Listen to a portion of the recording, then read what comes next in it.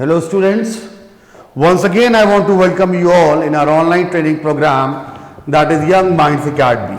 My name is Ritesh, I am your English coach, and today I am going to teach you the poetry Dark Trees written by Adrian Rich. So before starting the explanation of this poem, I want to tell you about the poet. Adrian Rich, 1929 to 2012, was born in Baltimore, Maryland, USA. She was a famous poet, essayist, and feminist. She has published 19 volumes of poetry, 3 collections of essays, and other writings. Now this is the introduction of this poem. The poem has a symbolic meaning. The trees are an extended metaphor for women. The poet says that the women have rested, healed, and recovered and are ready for their primary purpose to renew the empty forest of mankind. Stanza 1. The tree inside are moving out into the forest that was empty all these days, where no bird could sit, no insect hide, no sun bury its feet in shadow. The forest that was empty all these nights will be full of trees by morning. अब इसका मतलब मैं आपको समझाता हूं. The poet says that trees are moving out of the confines of the houses. Poet कहते हैं ये जो पेड़ है अब वो बाहर निकल रहे हैं घर के. Into the open forest. कहां? Forest में. This is unrealistic as trees are immovable. ये हमें unreal लगता है. भाई पेड़ थोड़ी चलते हैं, पेड़ थोड़ी मूव करते हैं. And hence we realize that the poem has a symbolic meaning. तो यहां पे क्या symbolize कर रहा है? Tree. We interpret that tree refers to females. और यहां पे जो ट्री है वो रेफर किसको किया जा रहा है? फीमेल्स को. Who have healed themselves, जिन्होंने अब अपने आप को healed, तैयार कर लिया है, and are ready to move out of their homes.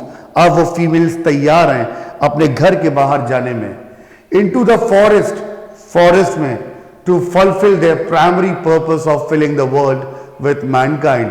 इस दुनिया में जिस चीज के लिए वो आई हैं, अपना काम के लिए वो निकलने के लिए तैयार है. Further, she adds that the forest has been empty from the past many days. और पोएट ये भी बताती हैं कि ये जो फॉरेस्ट है ये कई दिनों से खाली पड़ा हुआ है. No birds can be seen as they do not have any trees to sit on. और कोई भी चिड़िया कहीं भी नहीं है, बर्ड्स नहीं है, क्योंकि उनके बैठने के लिए ट्रीज ही नहीं है. और ट्रीज तो रेफर किया गया फीमेल्स को. अब फीमेल घर से बाहर निकल रही है फॉरेस्ट के लिए. जब फॉरेस्ट में फीमेल्स है ही नहीं तो ट्रीज जो रेफर किया जा रहा है, ट्रीज सिंबलाइज किया है फीमेल्स को, तो जो बर्ड्स हैं वो किस पर आके बैठेंगी? फॉरेस्ट तो खाली है. On insects can be seen as they do not have any shelter.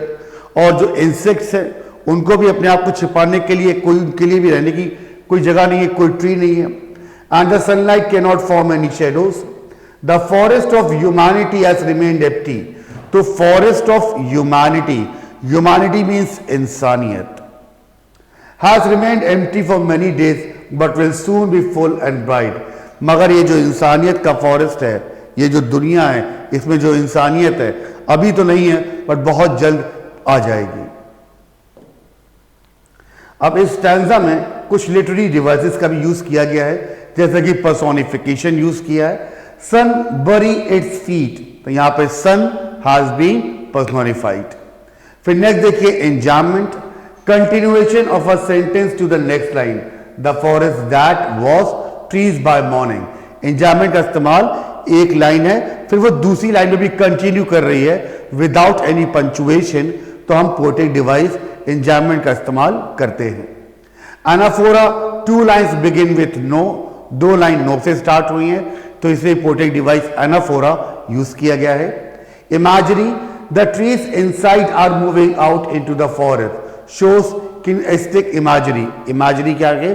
Tree बाहर जा रहे हैं, तो जैसा इमेजिनेशन है ये. अब देखते हैं स्टैंजा 2 क्या कहता है। All night the roots work to disengage themselves from the cracks in the veranda floor the leaves strained toward the glass, small twigs stiff with exertion, long cramped boughs shuffling under the roof, like newly discharged patients, half dazed moving to the clinic doors. अब इसका मतलब समझने से पहले आप कुछ important words की meaning देख लीजिए। Disengage means remove, strain means pressure, twigs means small stem, exertion means effort, cramped means restricted, bows means branch, shuffling means mixing, discharge means sent out and days means stung. अब इस stanza का हम लोग मतलब detail में देखते हैं।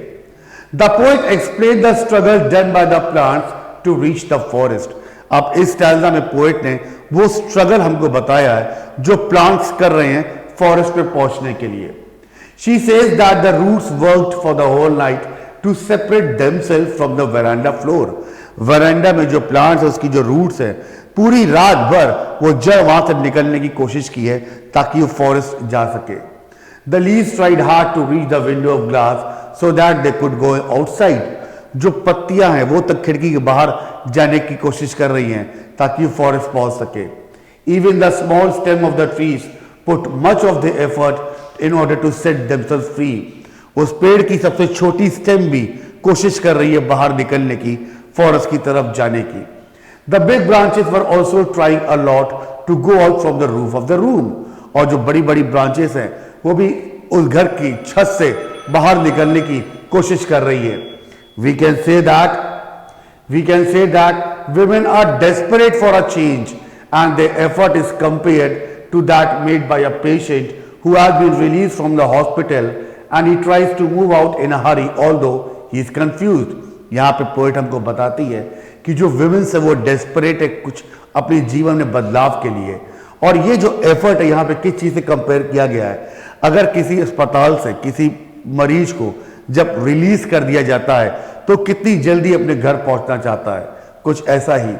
May be because they are half conscious and under the influence of some medication, और वो जो मरीज होता है वो अभी भी कुछ उस इलाज जो उसका हुआ है उसी के कंडीशन में होता है, तो वो हाफ कॉन्शियस होता है, पूरी तरीके से अलर्ट नहीं होता।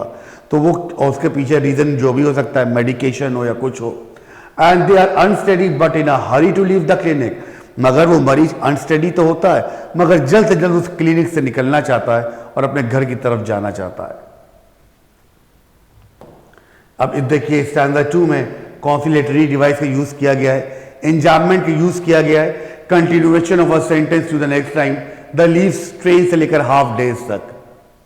सिमिली का इस्तेमाल किया गया है, trees compare to patients, like newly discharge patient, like का इस्तेमाल है तो सिमिली है। Personification, twig and boughs have been personified, इसमें ट्विग और बोस को पर्सोनिफाई किया गया है। अब देखते हैं स्टैंजा 3 क्या कहता है। I sit inside, doors open to the veranda, writing long letters in which I scarcely mention the departure of the forest from the house.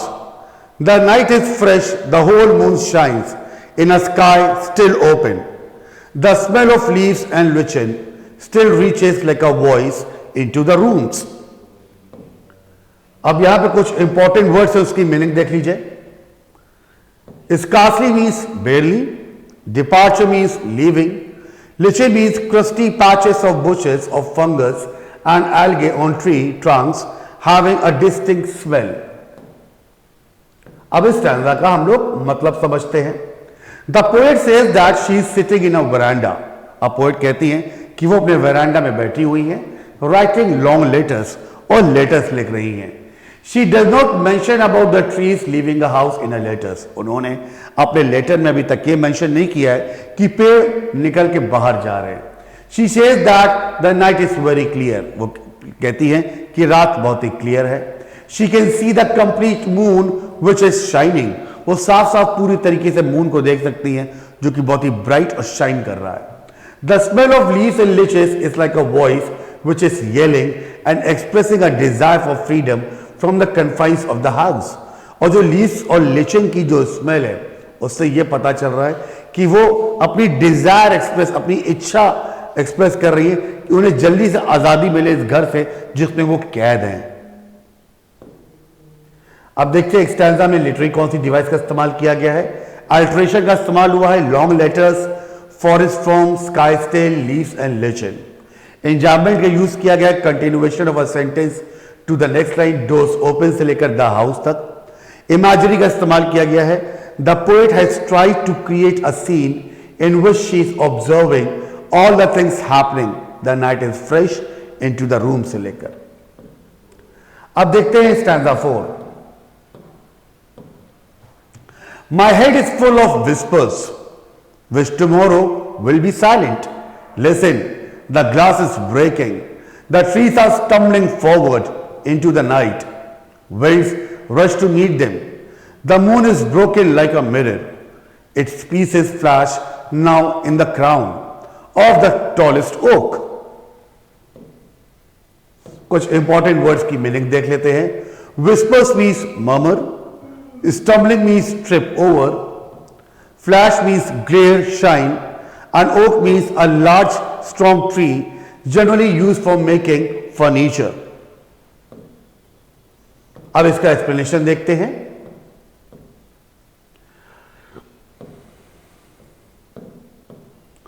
Her head is full of the slow sounds made by the trees which are desperate to move out. Poet के दिमाग में, कानों में वो आवाजें आ रही है, वो साउंड की आवाजें आ रही पेड़ों की जो डेस्परेट है बाहर जाने के लिए। These sounds will not be heard the next day, और ये आवाज दूसरे दिन सुनाई नहीं देगी। The poet asks the reader to listen carefully as a change is about to take place, और पोएट कहती ध्यान से सुनो, बस बदलाव, वक्त बदलने वाला है। She hears the glass window breaking and trees stumble out into the night. उन्हें आवाज आती है अपनी खिड़की के शीशे की टूटने की, जिससे कि पेड़ बाहर निकल रहा है। The wind is blowing outside. बाहर हवा बहुत तेजी से चल रही है। It meets the trees. वो हवा पेड़ों से मिलती है। The moon is like a mirror and it appears to have been broken into pieces as the shadow of the oak tree divides the moon into many fragments. और moon भी बिल्कुल transparent जैसा दिख रहा है और ऐसा लग रहा है कि वो टूट चुका है और उसके टूटे बाद उसकी जो परछाइयां हैं वो ओक ट्री ने जैसे लग रहा है कि मून को डिवाइड कर दिया है कई छोटे छोटे टुकड़ों में। इसमें जो लिटरेरी डिवाइस का इस्तेमाल हुआ है वो है simile. The moon is compared to a mirror, moon is broken like a mirror, तो ये सिमिली है। अब इस पोएम की मैं आपको समरी बता दूं एग्जैक्टली है क्या। The poet talks about trees symbolically. They refer to women who have been healed and are ready to move out of the houses to fulfil their primary purpose, to renew the forest of mankind. As women have remained indoors, the forest has become empty, the birds and insects rendered shelterless. The sun rays do not have the tree trunks and leaves to fall upon and thus reach the earth. She says that the forest will be full of trees. The next morning, the roots of the trees are working hard to separate from the floor of the veranda where they have remained fixed.